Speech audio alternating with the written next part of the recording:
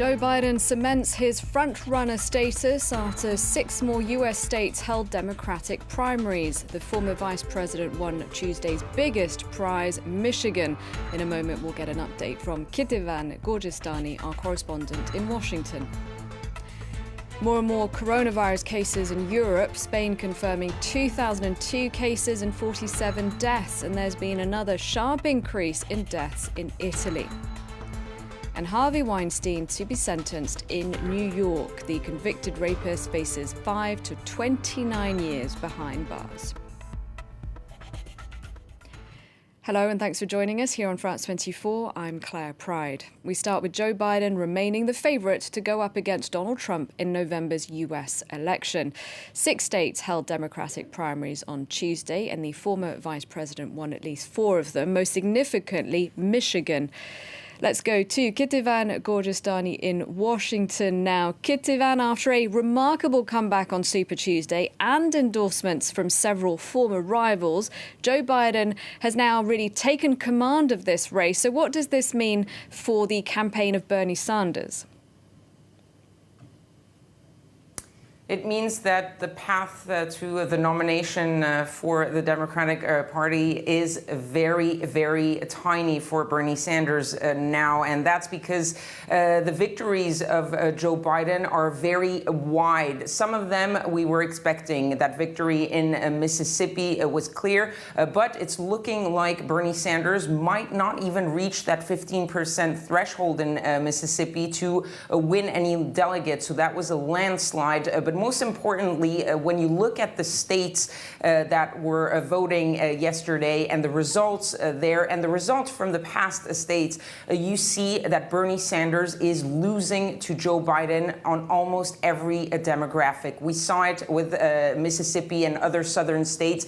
Bernie Sanders cannot compete at all with African-American voters. But we saw also in Michigan, for example, that the blue-collar voters, the white non-college educated voters, also mostly going to Biden or being tied. So Biden winning with white voters in general, whether they're from the suburbs, from urban areas, from rural areas.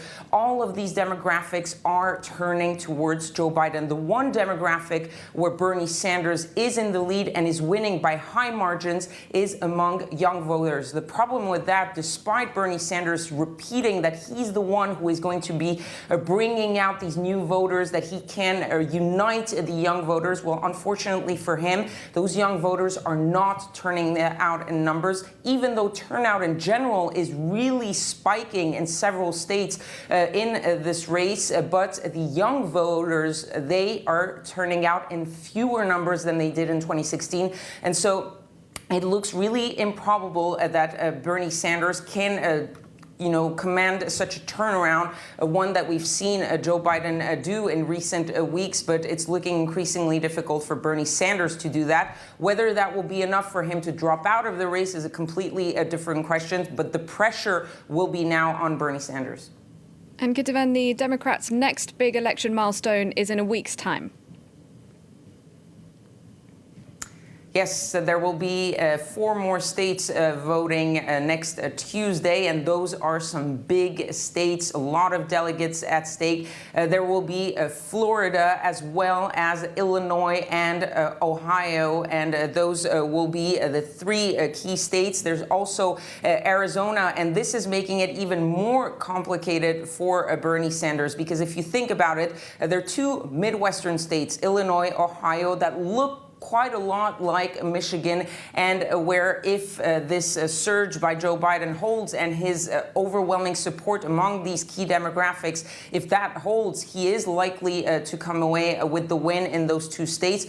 Florida, for a very different reason, is also very likely going to go to Joe Biden, and probably by big margins, because Florida is a little bit more conservative and because there is that very specific Latino vote, mostly Cuban Cuban Americans who will be remembering those comments made by Bernie Sanders about the regime in Cuba, and that could be very problematic. The one state where Bernie Sanders could come away with the win might be Arizona. We'll have to see what happens there, but there are more than 500, 600 delegates at stake next Tuesday, and if Joe Biden can keep up with the numbers that he's been turning out in recent days and recent weeks, after that next Tuesday, the pressure will be even higher on Bernie Sanders, unless he can manage something of a huge turnaround, because remember, there is another debate coming up this Sunday, and this debate will be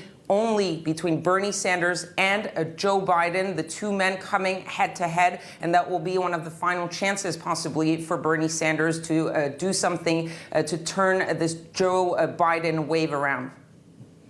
Thank you very much, Kitivan Gorjistani, our correspondent in Washington. Staying in the US, and Harvey Weinstein is to be sentenced in New York later, this a few weeks after being found guilty of a first-degree criminal sexual act and third-degree rape in a landmark trial. The 67-year-old former movie executive could face up to 29 years in prison. He's also been charged with rape and sexual assault in Los Angeles. Andrew Hillier has more. It was a landmark case for the Me Too movement, and the culmination of Harvey Weinstein's fall from grace. The Hollywood mogul was found guilty of 2 counts of sexual assault at his trial in New York. He was also found guilty of third-degree rape and a criminal sexual act in the first degree. Weinstein had pleaded not guilty. The 67-year-old was acquitted of the most serious charges against him: first-degree rape and predatory sexual assault.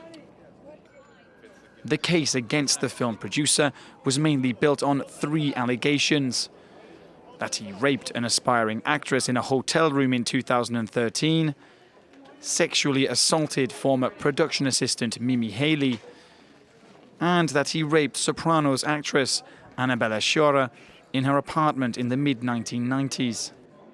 Her allegation was too old to be charged as a separate crime, but was used along with testimony from other women to show that Weinstein was a repeat offender. It's day 2 of a nationwide travel ban in Italy because of the coronavirus. The country recording its highest one-day death toll since the outbreak began, with 168 deaths recorded in 24 hours. There are more than 10,000 cases. That's the highest number of cases outside of China. Now here's Seema Gupta with the latest from Rome. What we're seeing now is, as you mentioned, Claire, more than 10,000 cases of infection, and we've seen the number of deaths now top over 600. So clearly there is concern on the street here in Italy. I think most Italians feel they have to do their part now to prevent the further spreading of this COVID-19 virus. Initially, there was a fair bit of confusion once that decree was announced. People didn't know exactly what to do. The Prime Minister's office then released a series of questions and answers to explain to people what they can do. They can go out to get their groceries. They can go out when they have a specifically important thing to do or to get to work. But wherever they go, they have to try to maintain that 1 meter distance, and of course to have better personal hygiene, to constantly wash your hands and make sure you don't touch your face as well. It's simple measures like this that can work, and to quarantine yourself if you feel you have any of the symptoms. Now, the government announced on Wednesday that they are putting together an emergency coronavirus package of 25 billion euros. Now, that's on top of the 7.5 billion euros that's already been pledged. There's also a proposal to suspend taxes, suspend mortgage payments, as well as bills for those particularly that have been very badly affected. Now, the region of Lombardy up north, where we've seen the bulk of the clusters, the officials there are calling for additional measures to be put in place, that all shops should be closed, public transport should be shut, and that only the essential services for food or the pharmacies should be kept open. Prime Minister Conte has said, we'll look at every option put forward and we'll take our advice from the medical and science experts. Seema, you described the measures put in place as simple, but I understand there's been a certain amount of confusion in Italy over what people should be doing. How are Italians finding their new reality? Well, I think on the ground, definitely there's a sense of fear, there's a sense of concern. At the same time, they don't know what they can do, what they can't do. Most people are choosing to stay at home. They're taking the advice, and that hashtag of I will stay at home it's trending, and everyone is supporting the idea and trying to express their solidarity, particularly to the healthcare workers that are at the front line. We've heard dramatic stories. For example, an intensive care unit physician from Bergamo, which is one of the towns in Lombardy that's been particularly hit, describing the situation in his hospital, how they are at 200% capacity, how they're being overwhelmed by the number of people coming in, and every respirator that's found is like gold. And he, as well as the government officials, as well as celebrities, are pleading with people to take this quarantine seriously. The situation is dire, and people must do their part to prevent the further spread of this coronavirus.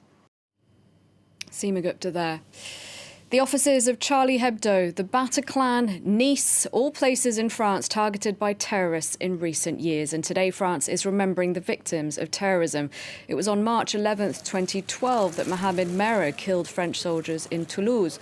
And March 11th, 2004 is a day Madrid will never forget, with almost 200 people killed in train bombings. And today, Spain's King Felipe is in Paris for these commemorations. Spain is the European country hardest hit by terrorism. Our team there sent us this report. Beatriz Palacios was 6 years old when her family was struck by ETA. A booby-trapped package exploded in her mother's hands, leaving her disabled. It destroyed my family, it broke it up. I was a sad child, depressed, without any will to live. 30 years later, when her mother died, Beatriz managed to treat her depression thanks to the Association for Victims of Terrorism, AVT. More than 4,500 people like her get help from the association's psychologists and lawyers. We organise workshops that are crucial for victims. They can be about helping them work or helping the family. Over the last 5 years, these workshops have transformed Beatriz's life. These days I have energy, I want to do things. I've got a job. The association has made contact with Spain's 14,000 registered terrorism victims. This is a sophisticated support system made possible by cooperation between associations and the state. A national law was passed in 2011 to help terrorism victims. There is even a support bureau for victims that is part of the Interior Ministry. Spain is the European country worst hit by terrorism. In 30 years, ETA's attacks killed more than 800 people. And in 2004 and 2017, jihadist attacks took place in Madrid and Barcelona. A heavy toll that led this Madrid university to set up a unique program. Often the victims feel hopeless because generally they've been told their case is hopeless. You have to learn to live with it. We've shown that half of these cases considered hopeless can improve with our help. These psychologists use an intensive technique. For 4 months, victims have to confront what happened to them. The goal is to shake them out of their state of denial, the first step to moving on. 2 extremely rare white giraffes have been killed in Kenya. That means there's just one white giraffe left in Kenya, possibly the world. A male. His mother and sister were killed by poachers in Garissa, in the east of the country. They didn't have albinism. In fact, their partial loss of pigmentation was due to another genetic condition called leucism. The female caused a huge stir when she was first spotted back in 2017. That's it for this edition. Thanks for watching. Do stay tuned to France 24.